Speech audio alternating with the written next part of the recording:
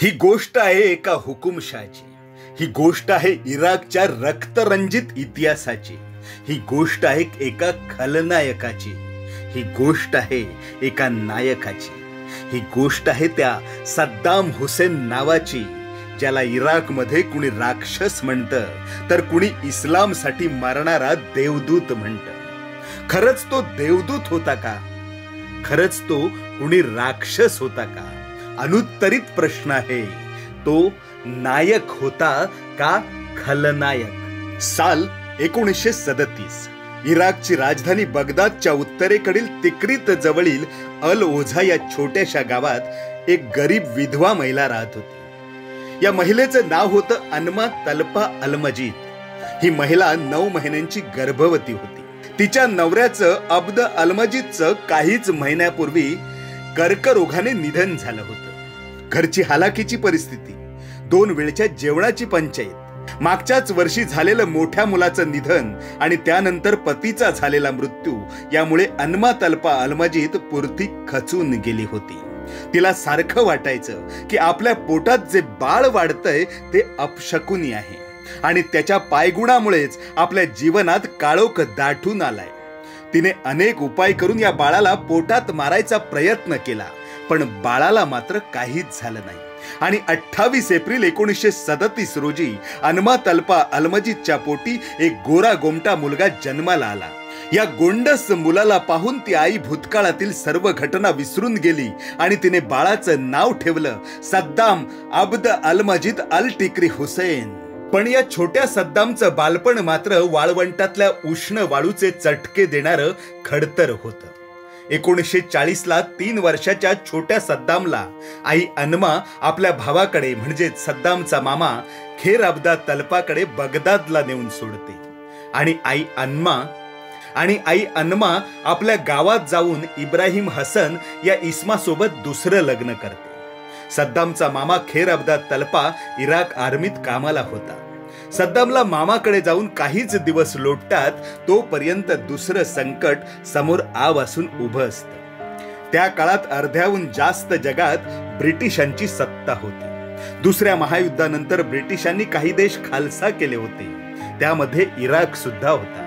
पण जरी British Iraq सोडून गेले असले तरी तिथली मिलिटरी, ऑइल कॉन्ट्रॅक्ट आणि इतर व्यवस्था यावर अजूनही ब्रिटिशांचे वर्चस्व कायम होते। इराकवर हॅशमाइटी डायनेस्टी राज्य करत होती, पण हे सरकार म्हणजे अमेरिका आणि ब्रिटनच्या हातची कळसूत्री बावली आहे असे इराकच्या जनतेचं मत होतं। इराकच्या ह्या सत्तेविरोधात त्यांच्याच आर्मीमध्ये बंडाची आग भडकत होती। काही ऑफिसर्स सरकार विरोधात दंड थोपटून उभे असतात आणि सद्दामचा मामा खेर अब्दा तल्पा या ऑफिसर सोबत बंडामध्ये सामील असतो। पुढे एप्रिल 1941 ला इराक मिलिटरीचे हे सर्व ऑफिसर्स मिळून हॅशमाइट डायनेस्टी विरोधात उठाव करतात। या उठावाला गोल्डन स्क्वेअर म्हणून ओळखले जाते। हे ऑफिसर्स हॅशमाइट डायनेस्टीवर हल्ला करतात आणि इराकचे तख्त पालटून टाकतात। पण फक्त 1 महिन्याच्या आतच ब्रिटिश मिलिटरी ह्या सगळ्या बंडखोर ऑफिसर्सना पकडून जेलमध्ये टाकते आणि पूर्वीची हॅशमाइट डायनेस्टी पुन्हा सत्तेत येते। यावेळी सद्दामचे मामा सुद्धा जेलमध्ये जातात आणि सद्दामला पुन्हा आपल्या आईकडे परत जावं लागतं। छोटा सद्दाम तिक्रीत गावात आपल्या आई आणि सावत्र वडिलांसोबत राहू लागतो। पण सावत्र बाप इब्राहिम हसन हा निर्दयी असतो। तो सद्दामचे हाल करतो, त्याला धड खायला देत नाही, चोऱ्या करायला लावतो, सारखा मारत असतो। सद्दामला शिक्षणाची आवड असते, पण तो शाळेत पाठवत नाही। सद्दामच्या जीवनातील हे सर्वात वाईट दिवस होते।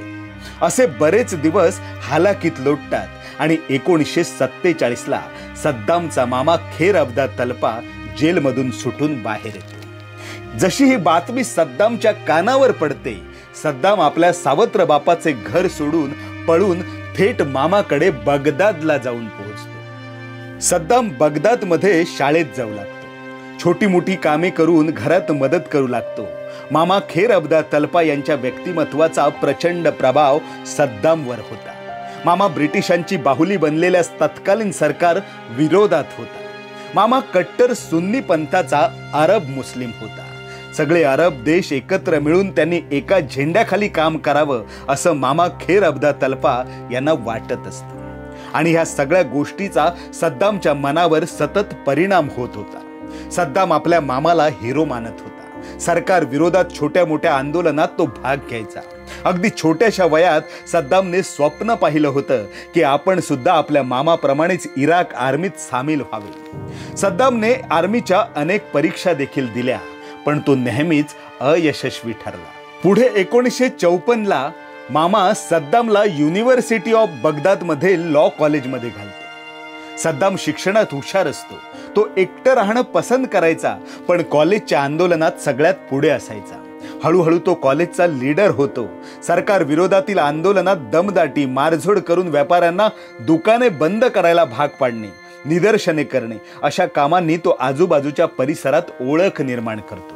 याच दरम्यान सिरियामध्ये बाथ नावाची एक पार्टी नावारूपास आली होती. या बाथ पार्टीचे धोरण होते की सगळे अरब देश मिळून एक युनायटेड नेशन होईल. एक आर्मी असेल, एक झेंडा असेल आणि मिडल ईस्ट मधील इंग्रजांचा जो प्रभाव आहे तो नाहीसा करायचा असा अजेंडा या बाथ पार्टीचा होता.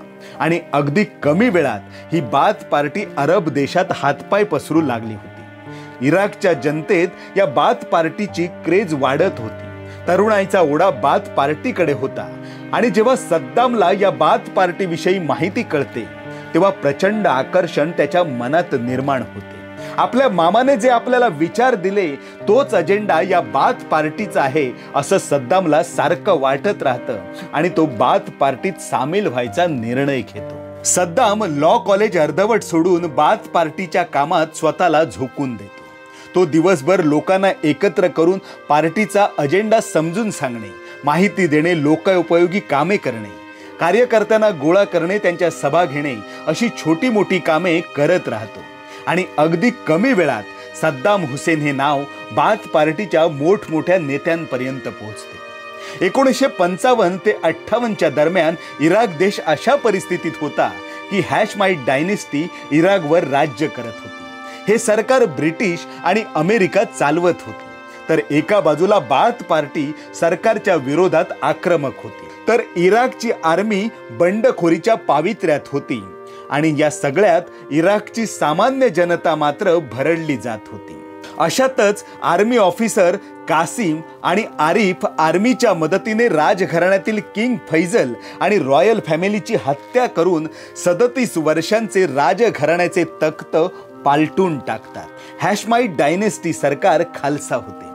कासिम पंतप्रधान आणि गृहमंत्री होतात, तर आरिफ उपपंतप्रधान होतात. या सगळ्या घडामोडीमुळेच सगळे खुश होतात. इराकची जनता खुश होते, बाथ पार्टी खुश होते. सगळ्यांना वाटत असतं की आता सगळे अरब देश मिळून एक युनायटेड नेशन होईल. एक आर्मी असेल, एक झेंडा असेल आणि मिडल ईस्ट मधून इंग्रजांचा नायनाट होईल. पण यातली एकही गोष्ट मात्र घडत नाही. कासिम पंतप्रधान झाल्यावर त्यांनी सर्व मुद्दे बाजूला ठेवून रशियासोबत तेलाचे नवीन करार केले, आर्मी आणि सुरक्षा विषयक करार केले आणि आर्थिक व्यवहार सुरू केले. आणि रशियाशी चांगले संबंध असणारे मंत्री आपल्या मंत्रिमंडळात बनवले. आता गंमत अशी झाली की ब्रिटिश आणि अमेरिकेपासून सुटका करून घेता घेता रशिया इराकी लोकांच्या गळ्यात पडली. ही गोष्ट बाथ पार्टीला खटकते. शिवाय कासिम सोबत उपपंतप्रधान असणारे आरिफ यांना ही रशिया सोबतची जवळीक पटत नव्हती. आणि दूर बसलेली अमेरिका या सगळ्या घडामोडींवर बारीक लक्ष ठेवून होती. अमेरिका प्रचंड नाराज असते, कारण इराकचा तेल साठा रशिया शोषून घेत होती. पुढे अमेरिका आणि बाथ पार्टीमध्ये जवळीकता वाढत जाते आणि प्लान बनतो तो पंतप्रधान कासिमला संपवण्याचा. आणि ही जबाबदारी येते ती सगळ्यांचा भरोशाचा वाटणारा, बाथ पार्टीच्या नेत्यांचा लाडका असणाऱ्या सद्दाम हुसेनकडे. दिवस ठरतो 7 ऑक्टोबर 1959. प्लान तयार असतो. पंतप्रधान कासिम यांचा ताफा बगदादच्या अल रशीद स्ट्रीटवरून जात असताना सद्दाम हुसेन आणि त्याचे 6 साथीदार पंतप्रधान कासिमला गोळ्या घालून ठार करतील. ठरल्याप्रमाणे पंतप्रधानांचा ताफा येतो. सद्दाम आणि त्याचे सहकारी धावत समोर येतात. गोळीबार सुरू होतो. पंतप्रधानांचा ड्रायव्हर मरण पावतो आणि सद्दाम हुसेन बंदुकीचा ट्रिगर दाबतो, धाड असा आवाज होतो आणि एक गोळी पंतप्रधान कासिम यांच्या खांद्याला जाऊन लागते. पण पंतप्रधान मात्र वाचतात. एक गोळी सद्दामच्या पायाला देखील लागते, पण सद्दाम हुसेन पळून जाण्यात यशस्वी होतो. जखमी पंतप्रधान कासिम यांचा राग अनावर होतो. पंतप्रधान आर्मीला हुकूम सोडतात की सद्दाम हुसेनला शूट करा आणि बाथ पार्टीवर कडक कारवाई करा. इराकची आर्मी सद्दाम हुसेनला इराकच्या कानाकोपऱ्यात शोधते. एका रात्रीत सद्दाम हुसेन इराकचा मोस्ट वॉन्टेड गुन्हेगार होतो. पण दुसऱ्या बाजूला अरब युनिटीसाठी स्वतःच्या जीवाची बाजी लावणारा सद्दाम हुसेन इराकी जनतेच्या मनात रातोरात हिरो होतो. इराकच्या घराघरात एकच चर्चा रंगू लागते. प्रश्न होता, कोण हा सद्दाम हुसेन? इराकच्या आर्मीच्या हातावर तुरी देत सद्दाम सिरियाला पोचतो. बाथ पार्टीचं मुख्यालय गाठतो. बाथ पार्टीचे नेते आणि अमेरिकेची यंत्रणा मिळून इजिप्त सरकारशी चर्चा करून इजिप्त सरकार सद्दामला आश्रय देते. आता इजिप्तला राहून सद्दाम बाथ पार्टीचे काम करू लागतो. मोठमोठ्या नेत्यांशी, अमेरिकन आणि इतर आंतरराष्ट्रीय प्रमुख लोकांशी तो उठबस करू लागतो. तो आपले अपूर्ण राहिलेले शिक्षण पूर्ण करतो आणि आपल्या मामाच्या मुलीशी लग्न देखील करतो. इकडे इराकमध्ये बाथ पार्टी, अमेरिका आणि इराक आर्मीचे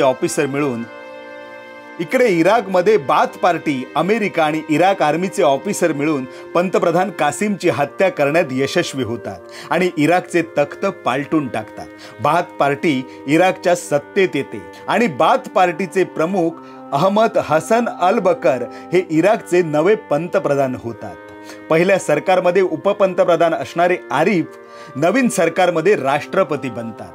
सरकारच्या पहिल्याच निर्णयात सद्दाम हुसेनला इराकमध्ये आणले जाते आणि महत्त्वाची जबाबदारी सुद्धा दिली जाते. ती म्हणजे बाथ पार्टी विरोधात कोणीही काम करत असेल तर त्याला खतम करून टाकायचा.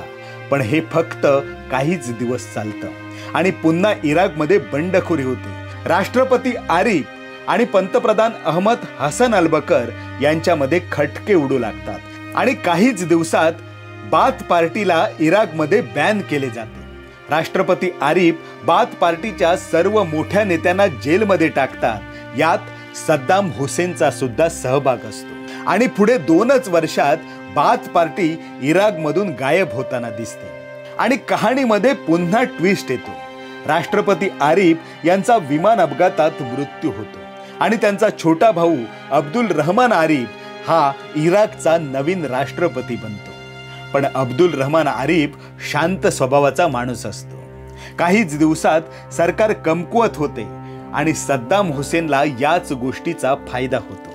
जुलै 1966ला सद्दाम हुसेन जेलमधील कर्मचाऱ्यांना लाच देऊन फरार होण्यात यशस्वी होतो आणि आपला गाव आक्रीतमधून बाथ पार्टीच्या कामाला नव्याने सुरुवात करतो. पुढची 2 वर्षे सद्दाम इराकमध्ये कुठेही दृष्टीस पडत नाही. पण अमेरिका, बाथ पार्टी आणि सद्दाम हुसेन मिळून इराकचे तख्त पुन्हा पालटून टाकतात. बाथ पार्टीचे प्रमुख अहमद हसन अल बकर पुन्हा पंतप्रधान बनतात. पण पंतप्रधान फक्त नावाला असतात. पॉवर आणि सगळी सूत्र उपपंतप्रधानांच्या हातात असतात. आणि हा उपपंतप्रधान असतो तो बालपणात आपल्या सावत्र बापाचा मार खाणारा, मामाकडे राहून दिवस काढणारा सद्दाम हुसेन इराक देशाचा उपपंतप्रधान होतो. आता सद्दाम हुसेन हे नाव एक पॉवर म्हणून ओळखले जाऊ लागले. सद्दाम हुसेन इराकमध्ये विकासाची अशी कामे करतो की इथून पुढे लोकांना बाथ पार्टीशिवाय कुठलाच पक्ष दिसत नसतो. पण सद्दाम हुसेन नावाची दहशत दिवसेंदिवस वाढत जाते. सद्दाम विरोधात बोलणारा मंत्री, अधिकारी किंवा सर्वसामान्य कर्मचारी एकतर बदलला जायचा किंवा तो दिसायचा बंद व्हायचा. कोणी सद्दाम विरोधात सभा घेतली तर तो एका रात्रीत दिसेनासा व्हायचा. जनतेतून विरोधी सूर आळवणारा कोणी नागरिक दिसला तर त्याला भर चौकात हाल हाल करून मारला जायचा. सद्दामची गुप्तचर यंत्रणा इतकी प्रभावी होती की भाऊ, नातेवाईक, मामा किंवा एखादा मंत्री लोकप्रिय झाला तर त्याची खैर नव्हती. एकतर तो निवृत्त व्हायचा किंवा संपवला जायचा. पुढे 1969 मध्ये आपले राजकीय गुरु आणि इराकचे पंतप्रधान अहमद हसन अल बकर यांना सद्दाम हुसेनने अतिशय नियोजनबद्ध पद्धतीने खुर्चीवरून दूर केले. अल बकर यांनी प्रकृतीच्या कारणाने राजीनामा दिल्याचे जाहीर केले, पण प्रत्यक्षात सद्दामने त्यांना नजरकैदेत ठेवले होते. पुढे 1972 मध्ये अल बकर यांचा मृत्यू झाल्याची बातमी पुढे आली, पण कोणी ना श्रद्धांजली दिली ना कुणाला दुःख झालं. थोडक्यात आपल्या गुरुला संपवून सद्दाम हुसेन इराक साम्राज्याचा पंतप्रधान झाला होता, इराकचा बादशाह झाला होता. आता इराकच्या तेलाचा प्रत्येक थेंब सद्दाम हुसेनच्या इशाऱ्यावर नाचणार होता. संपूर्ण जगात ज्याच्या नावाचा दबदबा होता, ज्याच्या पुढे अमेरिकेसारख्या महासत्तेने गुडघे टेकले, अरब देशांसह संपूर्ण जगाने ज्याच्या नावाचा धसका घेतला, आजही इराकची जनता अनुत्तरित प्रश्नाचे उत्तर शोधत आहेत. तो हुकुमशाह होता, तो धर्मरक्षक होता, तो नायक होता का तो खलनायक होता? तो फक्त सद्दाम हुसेन होता. नमस्कार मित्रांनो, मी प्रणय राऊत. प्रेरणा क्रिएशन्स माझी कविता या आमच्या यूट्यूब चॅनलच्या माध्यमातून आज ध्येयवेडी माणसे या सदरात इराकचा रक्तरंजित इतिहास लिहिणारा हुकुमशाह सद्दाम हुसेन यांच्याविषयी जाणून घेत आहोत. सद्दाम हुसेन सत्तेत आला आणि बाथ पार्टीवर त्याने आपले वर्चस्व प्राप्त केले. जो नेता आपल्या विरोधात जाईल त्याला संपवला जायचा आणि जो सोबत असेल त्याला चांगली पदे मिळायची. इराकच्या सगळ्या तेल कंपन्यांवर सद्दामने ताबा मिळवला. इराक पेट्रोलियम कंपनी ही मुख्य तेल निर्यात करणारी कंपनी इराकमध्ये होती. अमेरिका आणि ब्रिटनला ही कंपनी तेल पुरवत होती, पण कंपनीचा फायदा इराकला मात्र होत नव्हता. सद्दामने ही कंपनी सरकारच्या ताब्यात घेतली. तेल हा इराकच्या जनतेचा हक्क आहे असं सद्दामचं स्पष्ट मत होतं. तेल आमचं आहे आणि त्याची किंमत आम्हीच ठरवणार हे सद्दामने जगाला ओरडून सांगितलं होतं. अमेरिकेसारख्या महासत्तेच्या एव्हाना लक्षात आलं होतं की सद्दाम हुसेन ही वाढती डोकेदुखी ठरणार आहे. इराकची GDP दिवसेंदिवस गगनाला जाऊन भिडते. विकासाचे सगळे मार्ग इराकला खुले झाले होते. इतका विकास होत गेला की इराकच्या जनतेने कधी स्वप्नात सुद्धा पाहिला नसेल. दिवसाला 3 मिलियन बॅरल तेल इराकमधून बाहेर काढलं जात होतं. देशाची आर्थिक स्थिती तर मजबूत झालीच, पण ज्या बाथ पार्टीचं सरकार इराकमध्ये होतं त्या बाथ पार्टीच्या खात्यात तेलाच्या प्रत्येक बॅरल मागे 5% रक्कम स्विस बँकेत जमा होत होती. हा पैसा हेरगिरी आणि विरोधकांना संपवण्यासाठी वापरला जायचा. सद्दाम हुसेन सर्वसामान्य इराकी जनतेचा नायक झाला होता. सद्दाम हुसेनची बाथ पार्टीत किती दहशत होती याचे अनेक किस्से सांगितले जातात. असाच एक किस्सा म्हणजे दिनांक 22 जुलै 1979 मध्ये बगदादमधील अल खुर्द हॉलमध्ये पार्टीची विशेष बैठक होती. सुमारे 400 लोक हॉलमध्ये उपस्थित होते. या बैठकीत सद्दामने आपल्या विरोधात गुप्त कट झाल्याचे उघड सांगितले होते. या बैठकीचे व्हिडिओ रेकॉर्डिंग सुद्धा करण्यात आले. पार्टीचे महासचिव मोही अब्दुल मुशेदी यांना उभं करून कटात सहभागी असलेल्या 68 जणांची यादी वाचायला सद्दाम हुसेनने सांगितले. मुशेदी सिगारेट ओढत नावं वाचत जातो तसे एक जण बैठकीतून बाहेर जातात. पुढे काहीच दिवसात यातील 22 जणांना भर चौकात गोळ्या घालून ठार मारले जाते. आणि विशेष म्हणजे हे गोळ्या घालणारे बाथ पार्टीचे कार्यकर्ते होते. याच दरम्यान सद्दामने इराणवर हल्ला करून युद्ध पुकारले होते. असे म्हटले जाते की या युद्धाला धर्म आणि पंथाची सुद्धा जोड होती. पुढे इराकमध्ये शियापंथीय मुस्लिम लोकांकडून सद्दामला तीव्र विरोध होऊ लागला. सुरुवातीला गावागावात सभा घेऊन सद्दाम शियापंथीय लोकांना समजून सांगत होता की मी जे काही करतोय ते शियापंथीय लोकांच्या चांगल्यासाठीच करतो. पण एका सभेत भाषण देत असताना काही तरुणांनी सद्दामवर गोळीबार केला. सद्दाम वाचला, पण अंगरक्षक ठार झाले. या घटनेने सद्दाम पेटून उठला आणि त्याने दुजेलमध्ये सैन्य पाठवून सुमारे 700हून अधिक लोकांना पकडलं. त्यात छोटी छोटी मुले सुद्धा होती. त्यानंतर सद्दामने जे केलं ते मानव जातीला कलंकित करणारं होतं.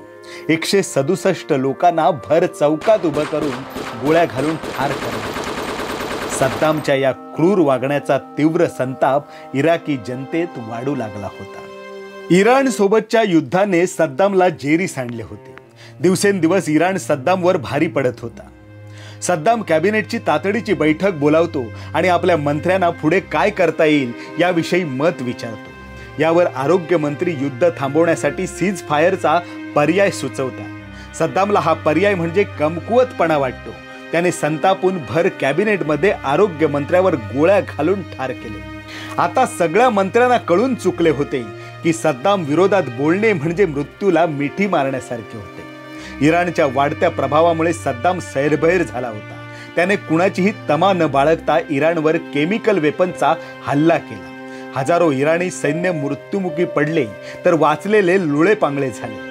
इराणी सैन्य मागे हटत होते आणि सद्दाम अजूनच हल्ले करत होता. इकडे इराकमध्ये काही भागातील शियापंथीय मुस्लिम इराणला सपोर्ट करत होते. ही बाब सद्दामला खटकत होती. त्याने इराकमधील अनेक गावांवर सुद्धा केमिकल वेपनने हल्ला केला. या हल्ल्यात हजारो लोक मृत्युमुखी पडले तर 10,000हून अधिक लोक अपंग झाले. 1988 मध्ये केमिकल वेपनने मरणाऱ्यांची संख्या लाखाच्या घरात होती. या सगळ्यात असं म्हटलं जातं की या सगळ्यात अमेरिका प्रत्यक्ष किंवा अप्रत्यक्षरित्या सद्दामला मदत करत होती. इराण आणि इराकचं युद्ध 8 वर्षे चाललं, पण दोन्ही देश देशोधडीला लागले. इराक कर्जबाजारी झाला. पुढे सद्दामने कुवैतवर हल्ला केला आणि अमेरिकेशी थेट पंगा घेतला. असं म्हटलं जातं की इराकी जनतेचा रोष कमी करण्यासाठी आपण किती धार्मिक आहोत हे सिद्ध करण्यासाठी सद्दामने स्वतःचं 27 लिटर रक्त वापरून 600 पानांचं कुराण लिहून काढलं.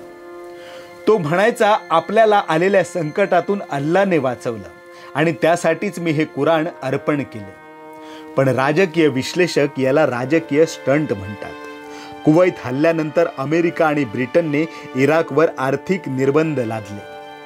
तेल असूनही मागणी नव्हती. आधीच कर्जबाजारी असलेला इराक खिळखिळा झाला होता. महागाई, बेरोजगारी, उपासमारी वाढली होती. 1995-96 मध्ये साधारण 5 लाख मुलं भुकेने मेली होती. कर्जाच्या ओझ्यात सद्दाम नावाचा बुरुज ढासळू लागला होता. सद्दाम हुसेन अमेरिकेचा 1 नंबरचा शत्रू झाला होता. पण सद्दाम हुसेन या सर्वांना पुरून उरलेला होता. त्याने थेट अमेरिकेच्या राष्ट्राध्यक्षाला उडवण्याचा कट रचला होता. जॉर्ज बुश यांच्यावर इराकमध्ये हल्ला करण्याचा कट होता. पण अमेरिकेच्या गुप्तचर यंत्रणांनी हा योग्य वेळी हल्ला हाणून पाडला.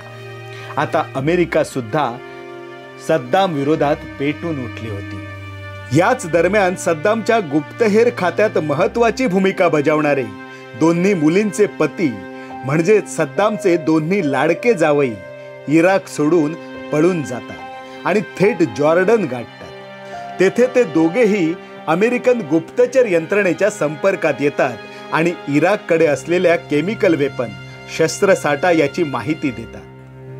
बाथ पार्टीच्या सिक्रेट विषयी अमेरिकेला सांगतात आणि अमेरिका याचा फायदा घेत इराकच्या बगदादवर क्षेपणास्त्र हल्ला करते आणि मुख्य तळच उद्ध्वस्त करून टाकते. काही दिवस लोटतात सद्दाम हुसेन दोन्ही जावयांना माफ केल्याचे भासवतो. तो त्यांना इराकमध्ये पुन्हा बोलवतो. जावई सद्दामच्या सांगण्याला भुलतात आणि इराकमध्ये परत येतात. पुढे 3च दिवसात सद्दाम दोन्ही जावयांची निर्घृण हत्या करतो. अमेरिकेच्या वर्ल्ड ट्रेड सेंटर हल्ल्यानंतर अमेरिका लादेनप्रमाणेच सद्दाम हुसेनच्या शोधात होती. दिनांक 17 मार्च 2003 रोजी अमेरिकेचे राष्ट्राध्यक्ष जॉर्ज बुश यांनी सद्दामला एका भाषणातून अल्टिमेटम दिला होता की सद्दाम आणि त्याच्या पुत्रांनी इराक सोडून जावे, नाहीतर युद्ध अटळ आहे. पण सद्दामने देश सोडण्यास नकार दिला आणि सुरू झालं ऑपरेशन इराकी फ्रीडम. अमेरिका हल्ला करत राहिली. अमेरिका शोध घेत होती, पण इराकमध्ये सद्दामचे अनेक डुप्लिकेट वावरत होते. पण खरा सद्दाम भेटत नव्हता. खरा सद्दाम तिक्रीत जवळ आपल्या गावात एका खोदलेल्या खड्ड्यात राहत होता. एक 8 फूट खड्डा होता जिथे तो बसलेला होता. आता सद्दाम थकला होता. तो म्हातारा झाला होता. या खड्ड्यात खायचे काही पदार्थ, पाणी, 2 AK-47 रायफल आणि कुराण होतं. 8 महिने सद्दाम या खड्ड्यात राहिला. कोणीतरी नातेवाईकांनी ही माहिती अमेरिकन सैन्याला दिली आणि दिनांक 13 डिसेंबर 2003 रोजी सकाळी 6 वाजता सद्दाम हुसेन पकडला गेला. I am Saddam Hussein, president of Iraq असं म्हणत तो खदा खदा हसत होता. पुढे खटला चालतो, पण सद्दाम एकच गोष्ट सांगत होता की मी जे काही केले ते अमेरिकेच्या सांगण्यावरून केले.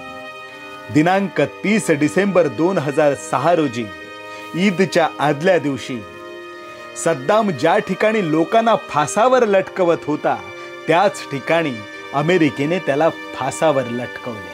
फाशी जाताना सुद्धा सद्दाम हुसेन खदा खदा हसत होता. एका हुकुमशहाचा अंत झाला होता. मित्रांनो, इराकचा रक्तरंजित इतिहास लिहिणारा सद्दाम हुसेन याच्याविषयी जी उपलब्ध माहिती मीडिया किंवा सोशल मीडियावर आहे ती देण्याचा हा छोटासा प्रयत्न होता. काही लोकांसाठी तो नायक होता, तर काहींसाठी तो खलनायक होता.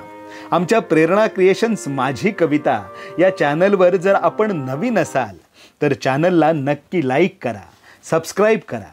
मी प्रणय राऊत आता आपली रजा घेतो. लवकरच भेटूया एका नव्या व्हिडिओसह. धन्यवाद.